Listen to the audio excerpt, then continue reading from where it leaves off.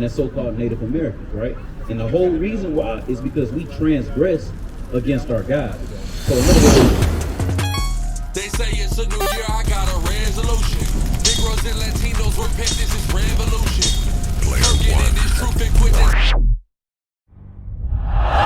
I want to give all glory, honor, and praise to the Most High God, Yahweh, and we do so in the name of His begotten Son, Yahweh Shah HaMashiach, and that's the name of who the world ignorantly calls Jesus Christ, who was indeed a black man, right? That's right. That's right. So today, we'll keep it real short, man. We're going to just talk about deliverance, right? We're going to talk about the promise of deliverance that the Most High has spoken to His people, you know, because that's very important, and it's something, it gives our people hope, man. Because we're people who, in these days, man, we don't have hope, man. We just look around at our communities. We look around at the so-called black communities, at the so-called Hispanic communities, at the so-called Native American communities, man. It's in shambles. It's just in shambles, man. But the scriptures tell us that one day, man, we gonna get redeemed out of all of it, right? So get what you got, man. This is the book of Jeremiah, chapter 30 and verse 10 in the NLT. So do not be afraid, Jacob, my servant. Do not be dismayed, Israel. Just not be dismayed, who? Do not be dismayed, Israel. So the whole context of this, man, is towards Jacob, aka Israel, right? His children, which are the children of Israel, right? And that is the so-called black, Hispanics, and Native Americans. This whole entire lesson is for you, right? Read. Saith Yahweh, for I will bring you home again. Hey, how you doing, brother? You trying to hear the word? We ain't gonna be here when you come back, man. It's your time. You gonna listen? All praises, man.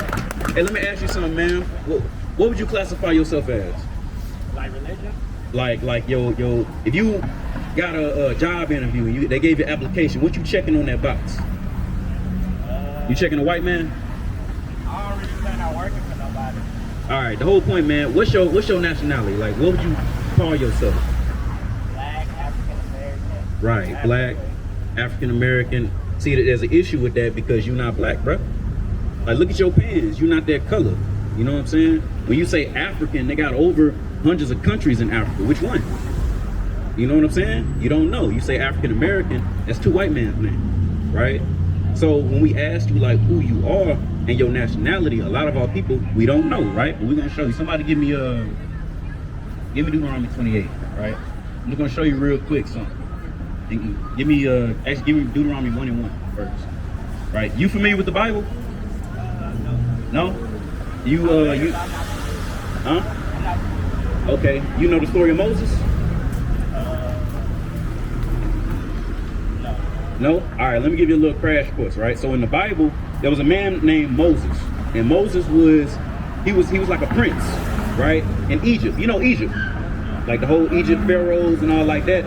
Moses was like one of Pharaoh's like stepsons, okay? Moses left that because his people, his actual kin, was slaves in Egypt. And he couldn't stand it no more. So he left, and then God told him, hey, I want you to go back to Egypt and rescue my people out, right? And he did that. And after that, he told his people specific things that God wanted his people to know and wanted his people to do, right? And those things that he wanted his people to know and do had specific consequences, right? So I'm gonna read this to you, right? Read 1 and 1. This is Deuteronomy 1 and 1. It said, these be the words which Moses spake unto all Israel. Unto all Israel, right? That's the name of the people that he rescued from Egypt, right? The people's name is Israel, okay? Give me 28, right? So he told God, the creator, right? You believe in God?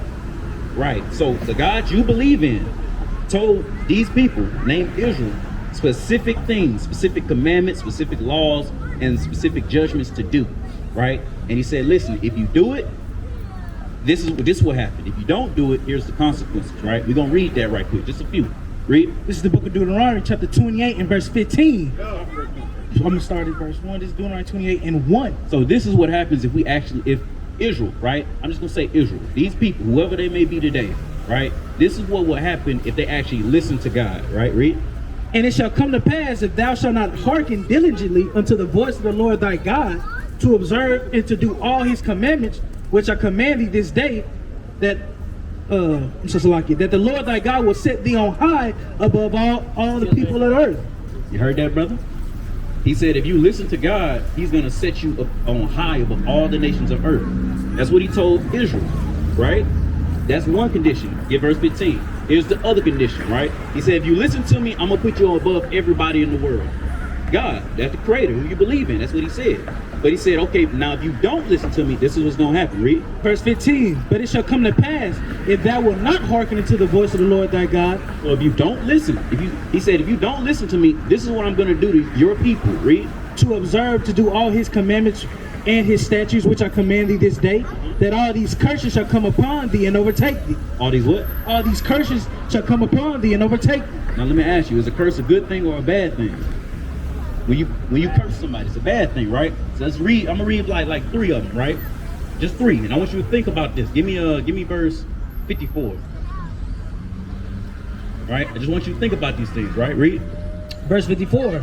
So that the man that is tender among you and very delicate. So it's saying the man in this particular nation of Israel, right? Who is normally tender and delicate towards his fellow brother, right? Read. And very delicate, his eyes shall be evil towards his brother. So it's saying in this particular nation, if you don't listen to God, the men of this nation is going to be evil towards one another. They're not going to like each other. They're going to have a problem with each other for no reason, right? Read. And towards the wife of his bosom. But not only are they going to have a problem with each other, they're going to have a problem with their women as well, right? Read. It says, and toward the remnant of his children, which he shall leave. So not only is this particular man going to have issues with his fellow brother, not only is he going to have issues with his woman, but he's going to have issues with his children to the point where he's just going to flat out leave them, right?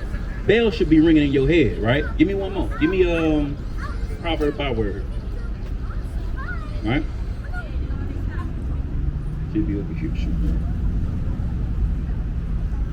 Yeah, right here. 37. Read.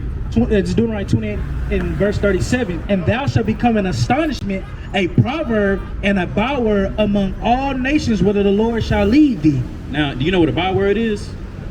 All right, so a byword is like, what's your name, man? Okay, your name AJ. A byword is if I said, okay, I'm not gonna call you AJ, I'm gonna call you Black now. Every time you walk by me and say, hey, what's up, Black? That's a byword. You know what a proverb is?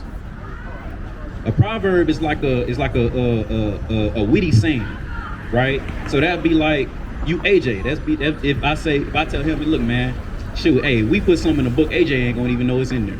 That's a proverb, right? If I tell him and say, hey, if I want to hide something from AJ, I'm gonna put it in the book. A proverb is going up to like a Hispanic brother and saying, hey, I know how many of y'all can fit in the car.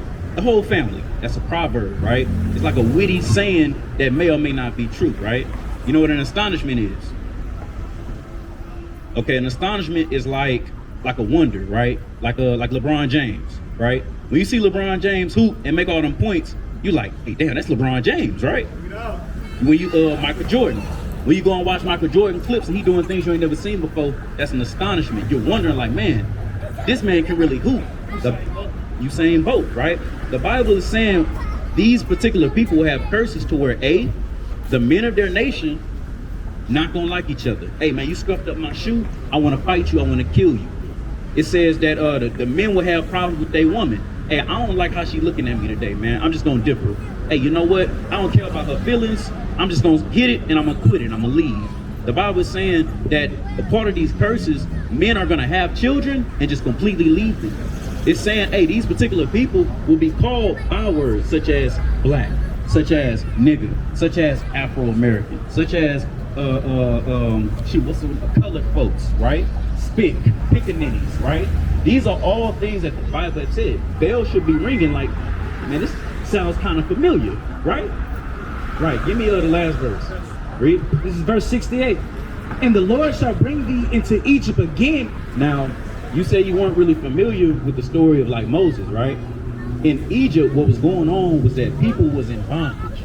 If I told you right now, hey, they coming, they about to take us to the plantation. What you thinking in your mind that they about to do to you? Like slave work, because I said what? Plantation, right? Back in biblical times, plantation was Egypt. It just was a different name, right? How we would equate slavery with plantation, they equated slavery with Egypt. You got something? Read. This is Exodus 20 and 2. I am the Lord thy God, which have brought thee out of the land of Egypt, out of the house of bondage. House of bondage. So when you see Egypt, it's synonymous or it's the same as saying, hey, we're in bondage together, right? So go back to 28. It says, and the Lord thy God shall bring thee into Egypt again. So it's saying, God, if you don't listen, this is what God, the one you believe, he told this specific group of people, if you don't listen to me, I'm going to put you back into bondage. I'm going to put you back into slavery. Because in Egypt, they were slaves. He said, I'm going to do it all over again. But it's going to be kind of different this time, right? Let's read. Start on top.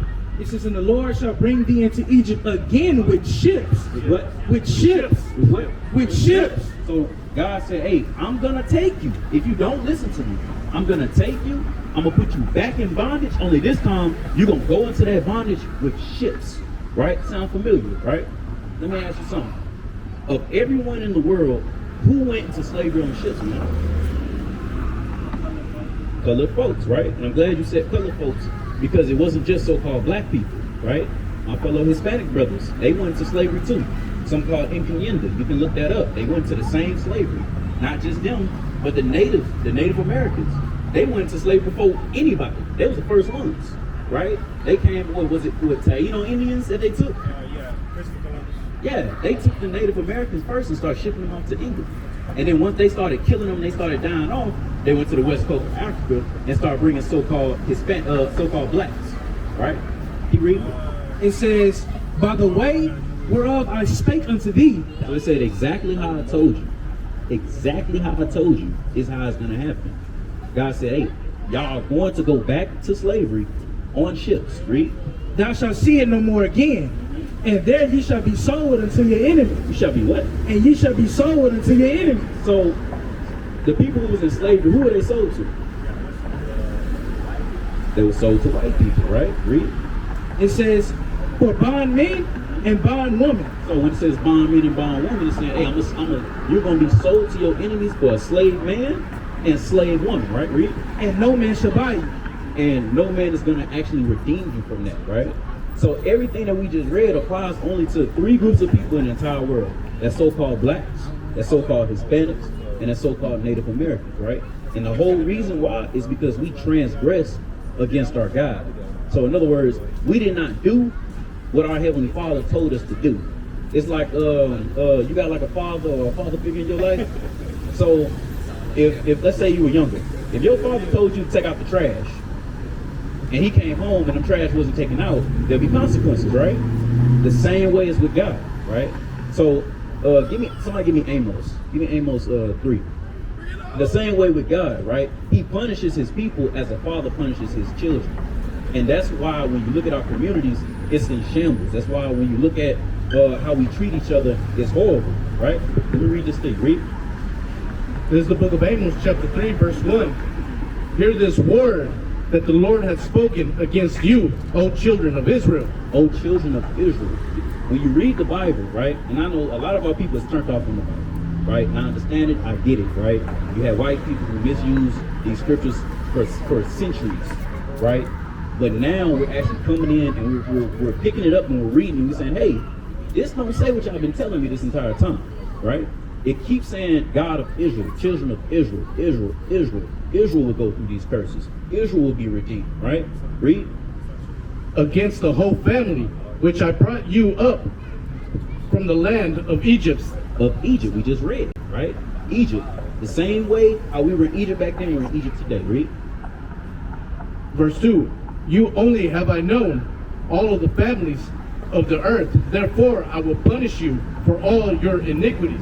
And that's what we're in right now. Right now, we're in a time of like punishment, right? We're in a time of punishment, but at the same time, we have grace, right? That's the whole, like when you hear of Christ and all that, his whole coming is to get us out of these conditions, right? So I say that to say, brother, we have to come back to these laws, the statutes and commandments that God actually gave us so that we can get out of this situation, right? Because man, listen, I'm tired of being here, right? I work day in, day out for people that don't look like me, just to get that money and give it right back to people who don't look like me. Right. That's madness, right? Wow. So I'm gonna read something to you. Give me Deuteronomy 10, chapter 10. You give me Deuteronomy 30. Then after that, man, if you gotta go, right? So I'll read two more things for you. Read. This is the book of Deuteronomy chapter 10 and verse 12. And now, Israel, what does the Lord thy God require of thee? So this is what God requires of his people, right? His people is so-called blacks, so-called Hispanics, so-called Native American. You are his people. I am his people. My brother right here is his people, right? Read. But to fear the Lord thy God, to walk in all his ways. So we have to fear him and we have to walk in his ways, right? The only way you're going to understand the ways of God is if you actually read what he said. Not listen to what pastors say, not listen to what, you know, your family's been telling you for years. You barely even remember half of it or understand half of it. You just shake your head and say, okay, grandmama, that's nice, right? No, you for yourself have to pick up this book and actually search out, what did God say? Something very simple. Read. To walk in all his ways, and to love him, and to serve the Lord thy God with all thy heart and with all thy soul, to keep the commandments of the Lord. To do what? To keep the commandments of the Lord. And that's the thing, brother. Our people, we have not kept the commandments of God. That's why we get shot in the streets. That's why our women just are blatant whores now. Like you can get on your phone right now and see our women going stupid, right? No respect for themselves. Real talk, right? That's why black people and Hispanics are what? The last hired or what? The first fired, right? All of these things is very simple. We have disobeyed our God. And the only way we can rectify that, the only way we can get back right and be set on high and we be back in promise, because there was a point in time, man, where, because you know, there was black kings before, right? Like everybody say, hey, we come from a nation of kings and queens. That statement is very true. We have come from kings and queens. At one point, we was ruling this whole entire world. At one point, just as it's common for you to think, oh, it's the white man owns that. Oh yeah, well the white man is in power. There was a point in time where it was flipped. There was a point in time where it's, oh yeah, that's Israel owned that. That's right. Israel owns that business. Oh yeah, everybody knows the Israelites, they own everything. They rule the world. There was a point in time where people that looked like me and you was actually up there, actually in the ruling class, but because we disobeyed God, he cast us down to where we are today, right? So the way we get out of our situation and get back to that promise, back to that upper echelon, back to that being the people who at the top who rules, we have to get back to God, right? And it tells us this. It's the last thing I'm gonna read for you. Read. Yeah. This is the book of Deuteronomy, chapter 30, verse 1. And it shall come to pass when all these things are come upon thee. Now, when it says, and it shall come to pass, this is God saying, this is what's going to happen. Whether you like it or not, whether you believe it or not, this is what's going to happen, right? Read. The blessings and the curse which I have set before thee, and thou shalt call them to mind among all the nations, whither the Lord thy God hath driven thee.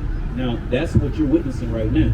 You're witnessing what he just read happen before your eyes, right? The blessings which I described to you whenever it says, hey, you listen, you're going to be set above high, right? But if you don't, that was the blessings. But if you don't, then you're going to get hit with curses. You're going to be hit with fatherless homes. You're going to be hit with domestic violence. You're going to be hit with just a hatred for someone that looks just like you, right?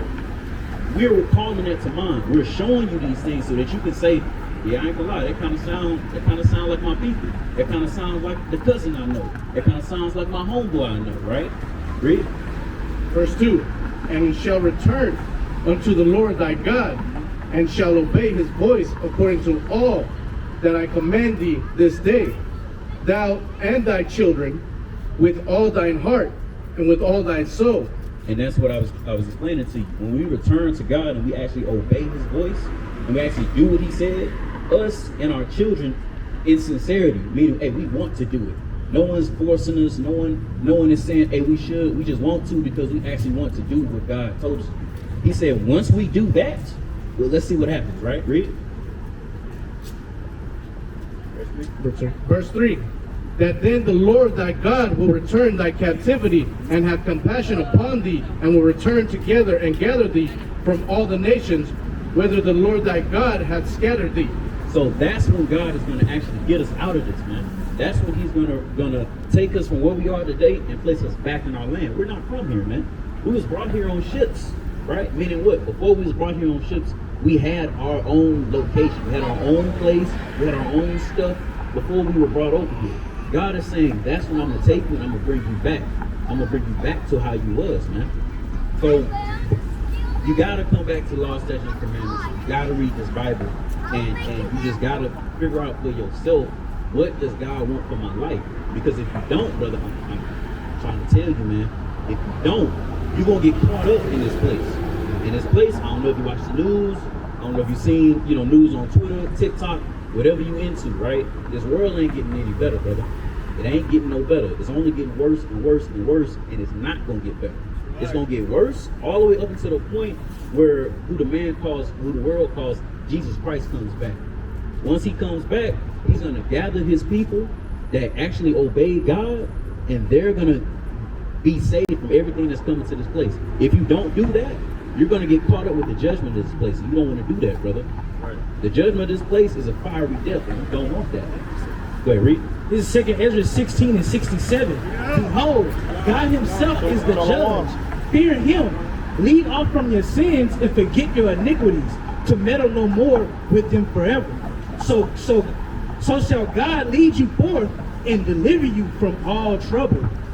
And that's the point, man. Because as this world gets worse and worse, the only security you're going to have, the only hope you're going to have is in who you believe as God, man. Because he's saying, hey, if you actually obey my words, I got you. I got you. It's just like a father, man. When you do what's right, when you do what your father told you to do, he got you. Anybody touch you, hey, my pops, he going to be on your behind, man. It's the same with our Heavenly Father. I'm going to read one more thing to you, right? Because, I feel you. I'm going to read one last thing for you. Read. This is the book of 1 John chapter 3, verse 1. Behold, what manner of love the Father. Verse 4. Verse 4. Whosoever committeth sin transgresseth also the law, for sin is a transgression of the law.